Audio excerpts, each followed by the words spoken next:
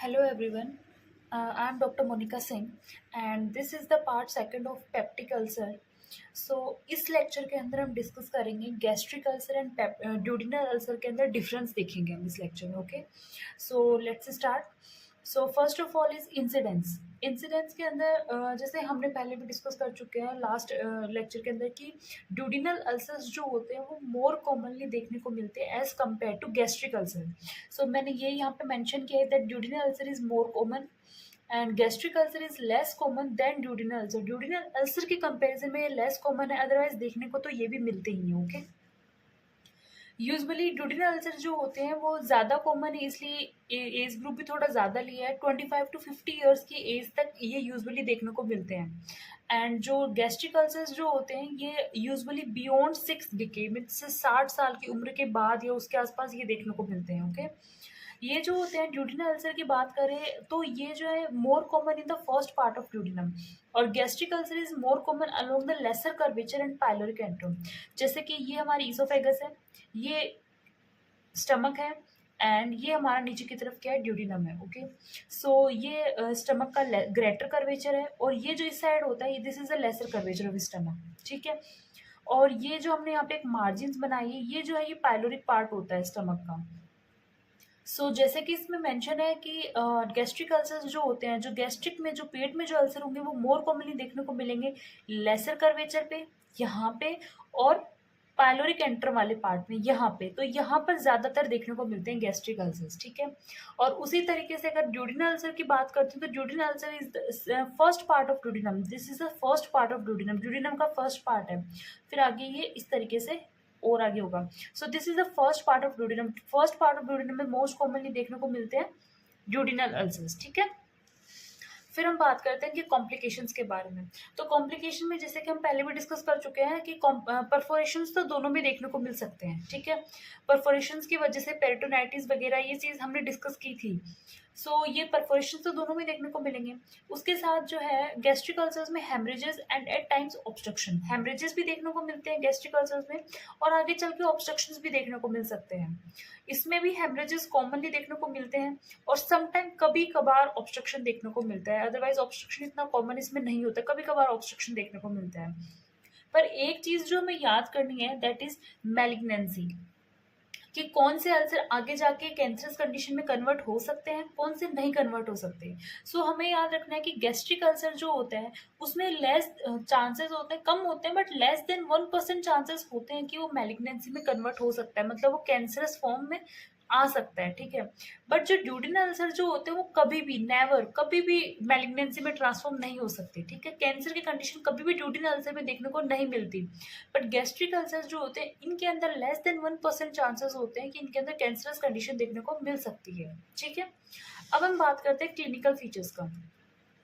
Clinical features की अगर बात करते हैं तो गैस्ट्रिक जो होते हैं, गैस्ट्रिक में पेन फूड पैटर्न होता है.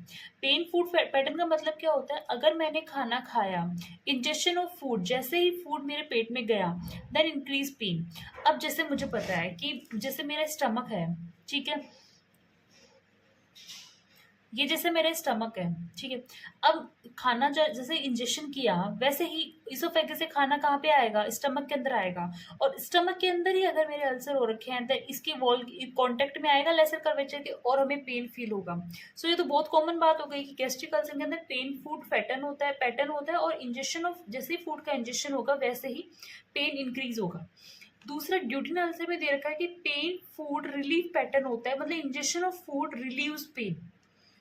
ये कैसे है, जैसे कि ड्यूडिनम वाला पार्ट है या फिर नीचे जो इंटेस्टाइन का पार्ट है. ठीक है, अब ये खाना जो है ये यहीं पे है, मतलब पूरा HCl यहीं पे एक्ट कर रहा है, मतलब पूरा HCl जो होता है वो हमारा यहीं पे एक्ट कर रहा है. तो क्या करेगा, हमारी जो ड्यूडिनल की जो वॉल है वो इरिटेट नहीं होगी. ठीक है, ड्यूडिनल की वॉल क्या गई, बचेगी. इसीलिए हमने इसको बोला है पेन फूड रिलीफ पैटर्न. मतलब जब पेट में खाना है, मतलब खाने पे जब एक्शन हो रहा है देन ड्यूडिनल की वॉल्स में HCl. फिर हमने जैसे बोला कि पेन जो है अगर after two half to 1 hour after meal, जैसे ही फूड इंटर करता है, फूड एंटर करता है तो मतलब स्टार्टिंग में फूड जो बोलस यहाँ पे है, अब वो कुछ टाइम बाद में वो फूड नीचे नीचे तरह शिफ्ट होगा, मतलब आधे 1 घंटे के अंदर में पेन जो है महसूस होने लग जाएगा, दर्द महसूस होने लग जाएगा, ठीक है। बट इसके अंदर क्या होता है, इसके अंदर 2 से 3 घंटे बाद में, जैसे कि हमें पता है कि स्टमक को एम्प्टी होने में डिले मतलब कि एम्प्टी होने के अंदर कम से कम 2-3 घंटे तो लगते हैं, 2-3 घंटे के बाद में वो खाना जो है वो आगे हमारा जो है इंटेस्टाइन के अंदर आगे जाता है। तो 2-3 घंटे बाद में जब वो इंटेस्टाइन में जाएगा तभी तो हमें पेन फील होगा। आफ्टर मील, मील के जस्ट आधे घंटे में अगर पेन फील हो रहा है दैट इज स्टमक में अल्सर है, गैस्ट्रिक अल्सर है मतलब। और अगर 2-3 घंटे बाद में हो रहा है दैट इज, ये क्या होगा, ये इंटेस्टाइन में खाना गया और तब पेन फील हुआ, मतलब वो ड्यूडिनल अल्सर है, ठीक है। No pain at hours of sleeping, इसमें अंदर ये माना गया है कि जैसे आप खाना खाने के 2 से 3 घंटे बाद में आप सोते हैं, ठीक है। तो 2 से 3 घंटे बाद में सो रहे हैं, मतलब उस टाइम पे आपका स्टमक तो 2-3 घंटे में खाली हो सकता है। तो उसके बाद में आपको अगर स्टमक खाली हो गया मतलब स्टमक में पेन अब नहीं महसूस होगा, पर अब वो खाना क्या है, वो 2-3 घंटे में तो वो इंटेस्टाइन में चला जाता है, मतलब सोने के टाइम पे पेन फील नहीं हो रहा, मतलब वो गैस्ट्रिक है। और सोने के टाइम पे अगर पेन फील हो रहा है मतलब खाना का इंटेस्टाइन के अंदर है, स्टमक गैस्ट्रिक एम्पटिंग हो चुकी है, देन आपको पेन हो रहा है, मतलब वो क्या है, ड्यूडिनल अल्सर है, ठीक है। देन अब हम बात करते हैं फोर्थ पॉइंट की, that is vomiting is common. Vomiting is common, मान लो अगर जैसे फूड एंटर किया यहाँ पे, इसने इरिटेट किया यहाँ की वॉल्स को, हमारे जो स्ट्रेस रिसेप्टर्स वगैरह हैं, पेन रिसेप्टर्स है वो एक्टिवेट हुए और उन्होंने वापस ये इस कंटेंट को बाहर निकालने की कोशिश करेंगे, ठीक है। देन ये क्या होगा, ये हमारा वॉमिटिंग इसके अंदर कॉमनली देखने को मिलती है कि हमने कुछ खाया, हमारे पेट में बहुत दर्द हुआ तो हम वॉमिट कर देते हैं, दैट इज कॉमन। बट इसमें कोई वॉमिटिंग देखने को नहीं मिलती, क्योंकि अगर खाना ड्यूडिनम के अंदर चला गया, आगे इंटेस्टाइन में चला गया, देन हम वॉमिटिंग थोड़ा ना करेंगे फिर। तो ये वाला पॉइंट है। देन है वेट लॉस इज अकर, जैसे मैंने खाना खाया, अब मेरे को पेन हुआ, पेन होने के बाद मैं, बहुत कॉमन है कि मैंने वॉमिटिंग कर दी, वॉमिट आउट हो गया, मतलब बॉडी के अंदर तो न्यूट्रिशन तो नहीं मिल रहा ना, बॉडी तो मतलब कि बॉडी को तो खाना ही नहीं मिल पा रहा, तो धीरे धीरे वेट लॉस देखने को मिलेगा।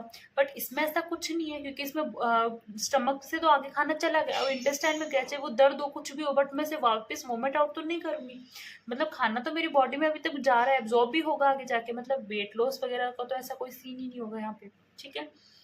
देन है हेमरेजेस, हेमरेजेस इज कॉमन, मतलब अगर गैस्ट्रिक कंटेंट है, जैसे हमें पता है कि यहाँ तक का कंटेंट जो स्टमक का कंटेंट जो है वो वॉमिटिंग के थ्रू बाहर निकल जाता है, तो अगर वो बाहर निकल रहा है मतलब कि, और अगर यहाँ पे की जो यहाँ पे वॉल्स इरोड हो रखी हैं, अल्सर्स वल्सर्स हो रखे हैं, तो ब्लीडिंग भी हो सकती है और बाहर निकलेगा, मतलब हमारी वॉमिटिंग के अंदर ब्लीडिंग हो सकती है, वॉमिटिंग के अंदर आपको ब्लड देखने को मिल सकता है, that is haematemesis is same. But अगर खाना इंटेस्टाइन में चला गया, इंटेस्टाइन में गया, इंटेस्टाइन के अंदर अल्सर्स वगैरह हो रखे हैं, देन यहाँ पे भी ब्लीडिंग वगैरह तो होगी, बट अब वॉमिटिंग नहीं हो सकती, इसकी मेलिना होगी, मतलब जो स्टूल हम पास करेंगे उसके अंदर आपको ब्लीडिंग देखने को मिल सकती है, ठीक है। Then next point is patient choose bland, अगर जैसे मान लो मैंने कुछ खाया, मैंने कुछ तीखा वगैरह को खाया, अगर मेरे पेट के अंदर अगर अब छाले वगैरह या फिर कुछ अल्सर हो रखे हैं, तो जैसे ही मैं खाना खाऊंगी मुझे बहुत ज़्यादा प्रॉब्लम होगी। सो इसलिए जो अल्सर वाला पेशेंट है वो क्या प्रीफर करेगा कि वो कुछ हल्का फुल्का खाना खाए, ठीक है, स्पाइसी वाला खाना ऐसा कुछ अवॉइड ही करे थोड़े दिन के लिए। तो पेशेंट इसके अंदर अपनी डाइट को थोड़ा चूज करना चाहता है, बट इसमें जूडिनल अल्सर में ऐसा कुछ है नहीं, ठीक है।